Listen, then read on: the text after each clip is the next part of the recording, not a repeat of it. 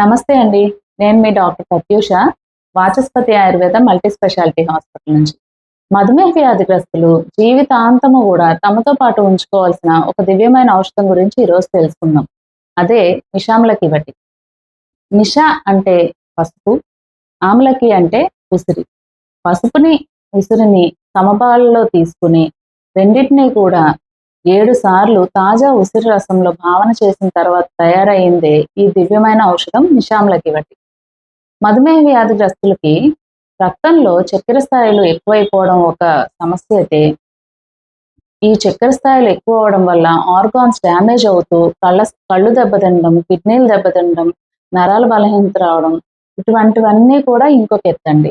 Diabetic retinopathy అని, diabetic neuropathy అని, diabetic nephropathy అని, ఇంకా మనకి నరాలు కూడా అంటే బ్లడ్ వెజల్స్ అన్నీ కూడా పూడుకుపోతూ ఉంటాయన్నమాట. ఈ చక్కెర స్థాయిలు ఎక్కువయ్యి రాను రాను. ఇటువంటి సమస్యలన్నీ కూడా ఫ్యూచర్‌లో వచ్చేవన్నమాట.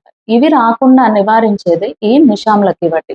మన రక్తంలో చక్కెర స్థాయిలను నియంత్రణలో ఉంచుతుంది. అండ్ ఆర్గాన్స్ అనేవి డ్యామేజ్ అవ్వకుండా ప్రొటెక్ట్ చేస్తుంది. అండ్ హీల్ చేస్తుందన్నమాట. ఒక మంచి రసాయనం లాగా పనిచేస్తుంది. ఈ మిషామ్లకి వటిని ఎవరెవరు తీసుకోవచ్చు?